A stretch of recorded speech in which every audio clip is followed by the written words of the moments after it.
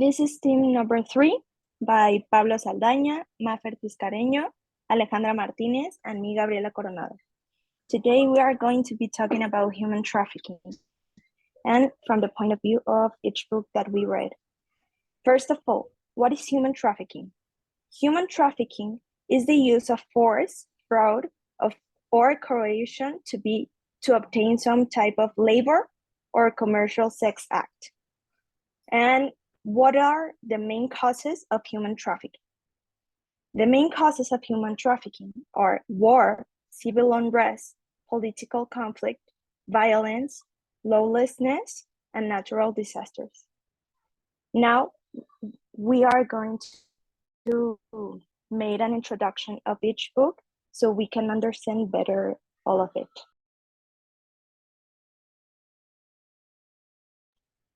Okay, we are going to talk from the point of view of Martha Nussbaum and her book Sex and Social Justice. To understand her ideas, first we need to understand her as a person. Her ideas part from the ones of Greek philosophers, especially Aristotle, and considers the way these ideas adapt to modern society. She believes that every human has a right to a good life, but she is conscious that a good life can vary from one person to another. So what she wants is to look to a common ground. What she means with universalism is to look at the factor of an issue that affects everybody regardless the individual circumstances to create a solution that adapts to each individual case. And that's what her capabilities approach is meant to do, and like the groundwork to define what constitutes a good life for everybody. Basically, is what conditions are so necessary to life that without them the person stops living and is just surviving. Her approach towards ethics is based on liberalism, especially the ideas of Kant and Rawls, but in truth, the concept of liberalism changes from person to person. So in her books, her mentioned this definition is this. Liberalism is opposed to any approach in politics that turns morally irrelevant differences into systematic sources of social hierarchy. As such, she parts from the concept of universalism and liberalism to establish her ideas.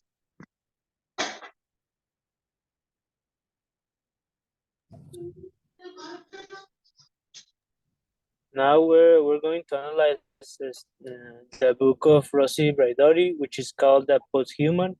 In here, the author talks about the need of having to find a new way of thinking around society, where the focus is not on the individual, but on the need to implement new ways to change society as a whole, to then change the individual and the old way of thinking.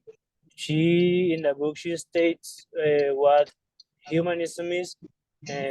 Humanism basically is the way of thinking of the male always being the one to accomplish his dreams, or the one that can only do or accomplish great things in life.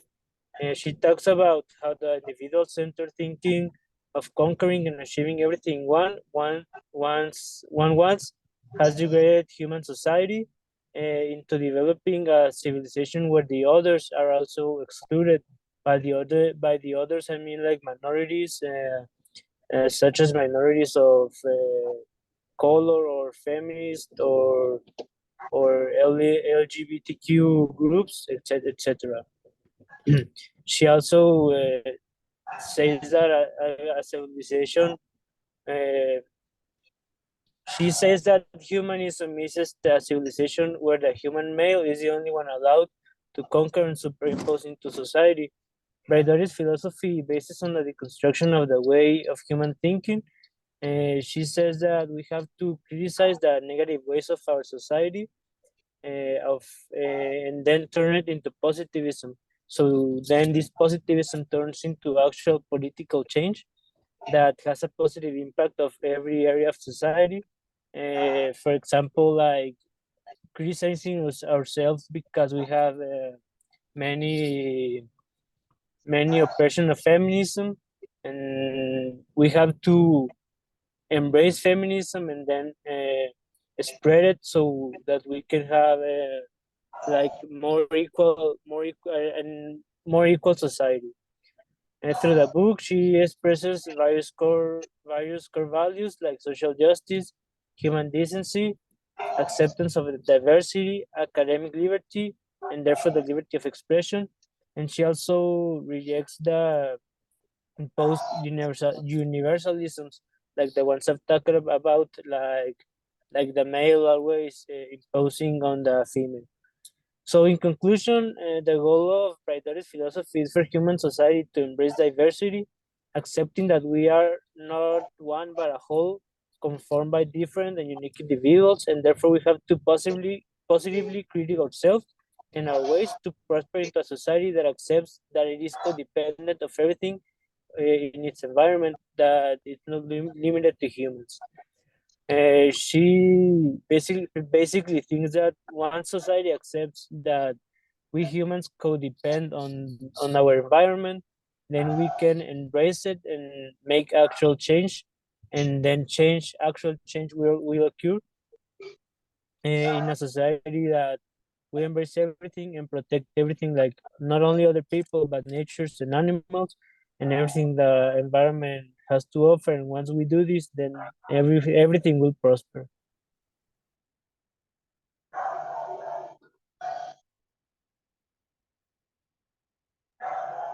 Well, I'm going to talk about the perspective of Judith Butler and her book Gender Trouble. And Gender Trouble was one of the founding texts of queer theory. And it also was a very important book in feminism and lesbian, gay, bisexual, and transgender rights. It was a very difficult book to read, but I think this book has revolutionized a very um, a very specific kind of studies like literature, feminism, philosophy, and also cultural studies. And this book argues that people must rethink the most basic categories of human identity to make society better. And she focuses on gender, sex, and sexuality topics and how this defines people's identity. She also talks about the female and male categories, and she asks where these come from, uh, how these male and female contribute to prejudice in society, and also how can questioning these labels we put on everything can change society. She also talks about the assumptions of the normal and the non-normal aspects of life, and that people that fall in the category of non-normal have less fulfilling lives. And the book's central argument is that there is no natural basis to gender, and therefore there is no inherent link between gender and someone's sex.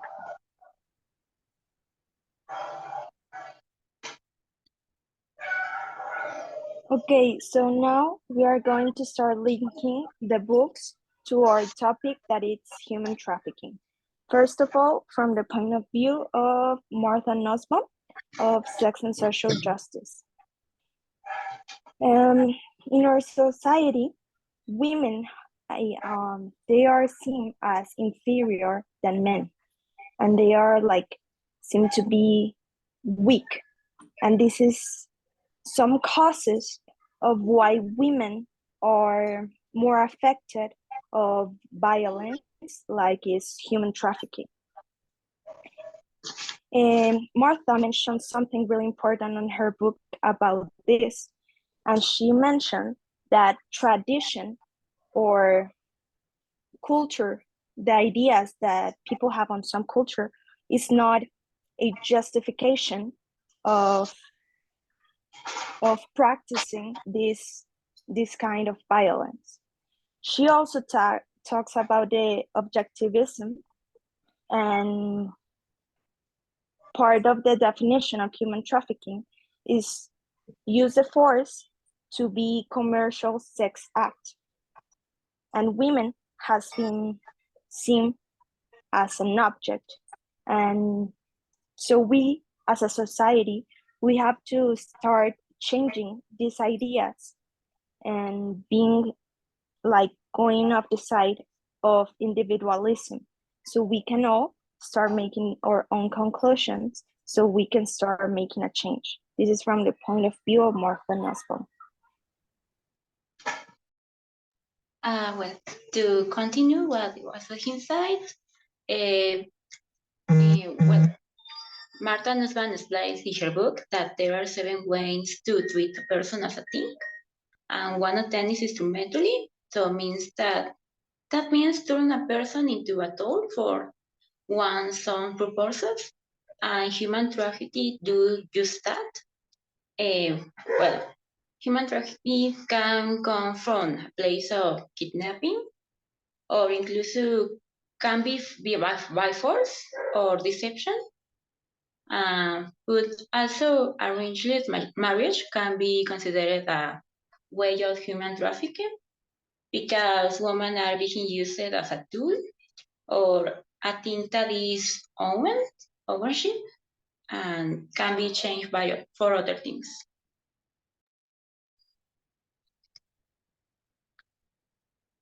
So, how do you think, like, where do you think human trafficking originates, or where is the main problem of this topic?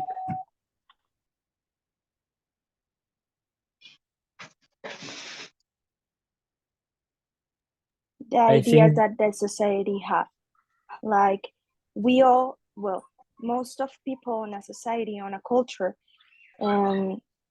gets on an idea and they don't get out of it, and we all have to start making like this change that women are not inferior of men. I mean, this from the point of view of Martha Nussbaum, because it's a book about feminism and stuff like that. yes. Well, hearing like what your author says in the book, I think my author and yours kind of relate on the thinking, like what you said, that beliefs imposed for many years do not justify the violence. I think that what my author states also relates to that, in the way of, she says that we have to critique that old way of thinking and have like a retrospect of ourselves and the society to form a new way of thinking. So yeah, I think that by people staying the same old way of thinking, then violence ejects from it. Like people that do this, people that do human trafficking, it's because they don't really value other lives or what's around them. Yeah, and continuing with this type of perspective of women and human trafficking, I think my author will relate the book with the prostitution, and because it's like Gabi said, like there's a cultural background and that makes people think they can buy this type of services, and it's like what my author thinks, that understanding this type of naturalness emerge from society, and it's basically that we are acting in certain expected ways that makes this type of problems a reality.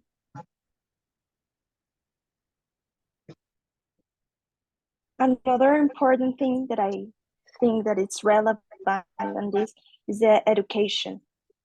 Martha also mentioned about the laws, that laws are part that made these ideas to continue, because they don't like make this line to know what is right and what is not, because one of the causes of human trafficking is the lawlessness. So education is really important on this, to people start having this critical thinking to know what they want and to make a change also on the laws.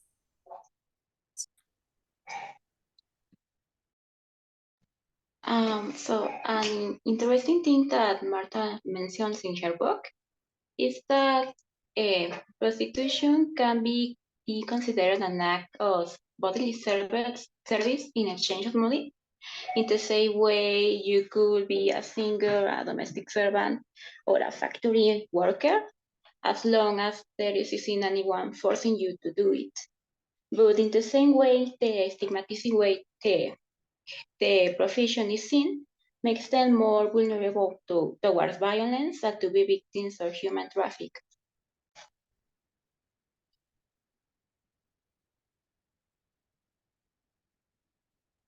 I also think that it has to do very much like with the government, like what you said about education. Well, we currently are in a situation where education is not given a very important, it's not seen as a very important topic, and we then see this reflected on like impunity and stuff like that. I wrote my essay about that, about impunity, and I found out that only 3 out of 10 women that report about an abuse, only 3 out of 10 men are actually convicted. So when we don't have this education, then not only the people that do human trafficking, but people that suffer from it and people that, well, we know about it. Sometimes we don't know how to act upon it, and we don't really have like the power to raise our voice, or we don't know how to do it because we are really uneducated on this topic.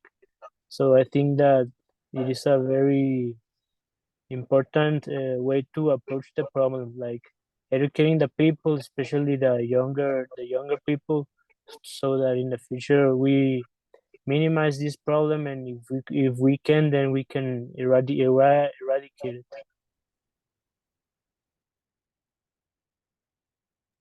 And also the thing you said about the government, I think they also can get to encourage this type of situations and violence. Because, for example, I was doing research on unequal parenting, and I found out that in South Korea, um, women began to act in a modern way, so they are not willing to become wives anymore. They are not married, and due to this, Korea is actually facing a population problem. They are having like a free fall in their population, and instead of like the government supporting women, they supported the men. They started helping these men to find brides from poorer countries. And I kind of related this with human trafficking because they are taking advantage of certain people's situations and to to get to not to lose this country economy and the support of their aging population. And I thought that was really interesting.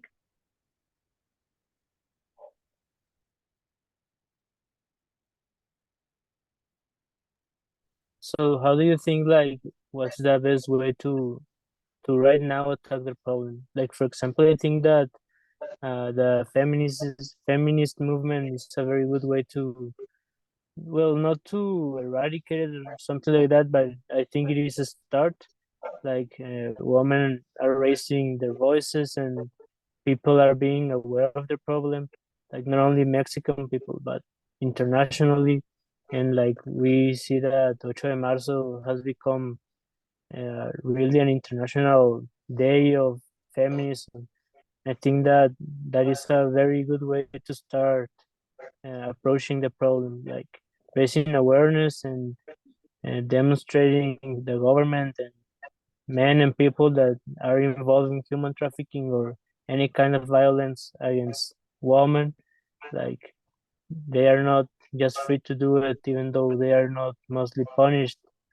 Like it's like a message for them to stop doing it. Yeah, I totally agree with you. I think that the change starts with us. We have to be together as a society and start with the process of the change, because it's not gonna be like it's not gonna turn upside down from one day to another. It's a long process, and we have to start to making it. We like as an individual, but taken together as a society, and then it will come to the government, and they will start also making the change. But yeah, we have to encourage ourselves to start making the change. And yes, I agree too. Feminism is a way to start to change a lot of social beliefs that shape the way we treat each gender differently. And it's important to know that this is not a fight of one gender against another, but it's a fight about humans fighting for their rights. And giving more rights to one person doesn't mean that we are going to take the rights from another. So, okay,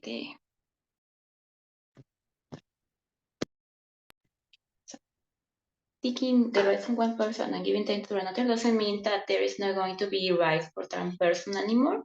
So feminism is a great way to deconstruct that ideas.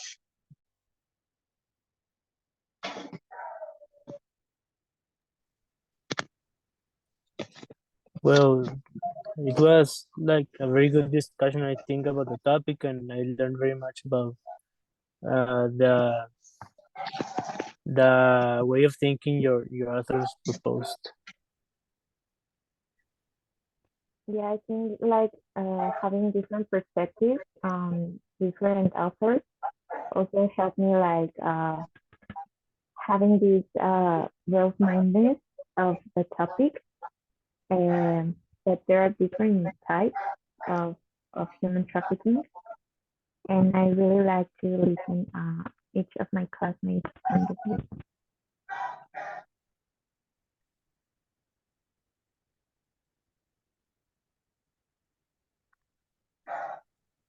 Pues ya, ¿Sí se hacen los 20? sí hicimos los 20. Yo empecé a ver el tiempo y eran de que 7:48 cuando empezamos. Ya habíamos empezado, de hecho. Sí, yo también cuando chequé ya llevábamos ratito y eran las 50. Ah, va.